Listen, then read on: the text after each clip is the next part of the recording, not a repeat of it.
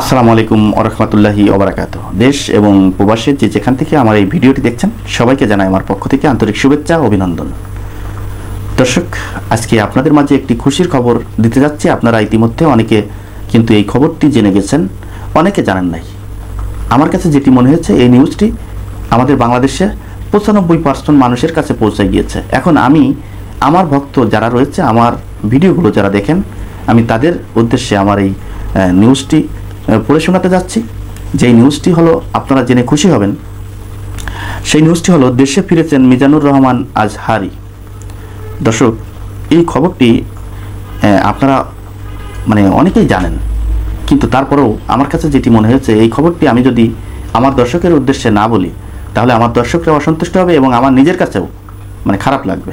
এই জন্যই কিন্তু আমি এই নিউজটি আপনাদেরকে শোনানোর চেষ্টা করছি। দর্শক, জনপ্রিয় ইসলামিক বক্তা মিজানুর রহমান আজহারি দেশে ফিরেছেন। বুধবার 2 আগস্ট নিজের ভেরিফাই ফেসবুক পেজে সে এ তথ্য নিশ্চিত করেছেন। এক পোস্টে তিনি লিখেছেন, আলহামদুলিল্লাহ, সালামতে প্রিয় মাতৃভূমি এসে পৌঁছালাম। পরম করুণাময় এই প্রত্যাবর্তনের বরকতময় করুন। কি সুন্দর একটি পোস্ট তিনি করেছেন, যে এক পোস্টে লিখেছেন, আলহামদুলিল্লাহ, সালামতে প্রিয় মাতৃভূমি এসে পৌঁছালাম। পরম করুণাময় এই প্রত্যাবর্তনের বরকতময় করুন। বুঝতে পারছেন কি বলছে। দর্শক, আলাদা এক পোস্টে মিজানুর রহমান আজহারির মামা মোশাররফ হোসেন বিমানবন্দর তাকে ফুল দিয়ে শুভেচ্ছা পোস্ট করেন। তিনি বলেন, আলহামদুলিল্লাহ, আমাদের প্রিয় রাহাবার এখন প্রিয় মাতৃভূমিতে পৌঁছেছে।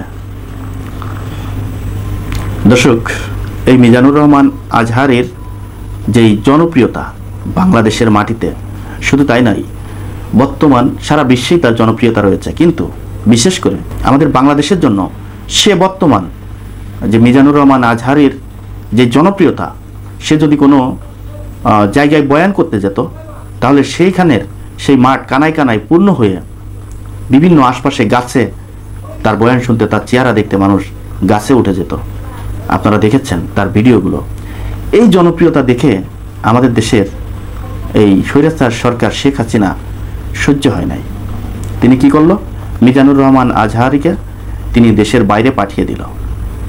ওই সময় যদি মিজানুর রহমান আজহারি যদি দেশের বাইরে না যায়, তাহলে মিজানুর রহমান আজহারিকে জেলখানায় যেতে হয়। আপনারা জানেন যে এই দেশে যে সরকার ছিল, এই সরকার কখনো চায় নাই যে আমাদের দেশে কোনো একজন নেতা, কোনো একজন মাওলানা, কোনো একজন বক্তা যে এই শেখ হাসিনার থেকে জনপ্রিয়তা অর্জন করুক। এরকম কোনো দৃশ্য যদি সে দেখে থাকে, যদি কোনো দৃশ্য যদি তার চোখে পড়ে থাকে, সে তাকে এই দেশে থাকতে দেয় নাই। এটা কেউ অস্বীকার করতে পারবেন না। দর্শক, আমাদের দেশের এমনই একজন বক্তা মিজানুর রহমান আজহারি, যে জনপ্রিয়তা এমন পর্যায়ে পৌঁছে গিয়েছিল যে সে যদি কোনো একটি ময়দানে ওয়াজ করতে যেত, তার ওয়াজ শোনার জন্য বিভিন্ন জেলা থেকে, বিভিন্ন জায়গা থেকে তার ওয়াজ শোনার জন্য ছুটে চলে যেত মানুষ। এত জনপ্রিয়তা তার। এই জনপ্রিয় লোকগুলো কিন্তু এই সরকার এই দেশে থাকতে দেয় নাই। দেখেন, কারোর জেল খাটিয়েছে, কারোর দেশের থেকে বিতাড়িত করেছে, কারোর ওয়াজ মাহফিল থেকে মাইক কেড়ে নিয়েছে, কাউকে ওয়াজ মাহফিলে অপমান করেছে। আপনারা দেখেছেন, এটা আমার কথা নয়। এরপরেও কি বলবেন যে আগের সরকারই ভালো ছিল? দেখেন কত কষ্ট নিয়ে মিজানুর রহমান আজহারি এই দেশ থেকে চলে গিয়েছে।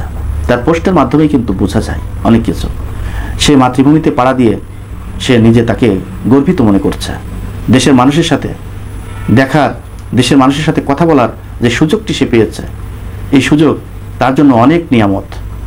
দর্শক, তারপরেও যারা বলছেন যে আগের সরকারই ভালো ছিল, তাদের উদ্দেশ্যে বলবো, আপনি যদি মুসলমান হয়ে থাকেন তাহলে এই সরকার মুসলমানের উপরে যেই জুলুম নির্যাতন করেছে, এই জুলুম নির্যাতন দেখেও কি আপনার কাছে মনে হয় না যে এই সরকারটি খারাপ ছিল?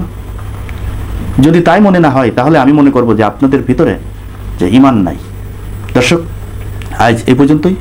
পরবর্তী ভিডিও দেখার অনুরোধ জানিয়ে এখানে বিদায় নিচ্ছি। আমি মোহাম্মদ মিথুন হোসেন। আসসালামু আলাইকুম ওয়া রাহমাতুল্লাহি ওয়া বারাকাতুহু।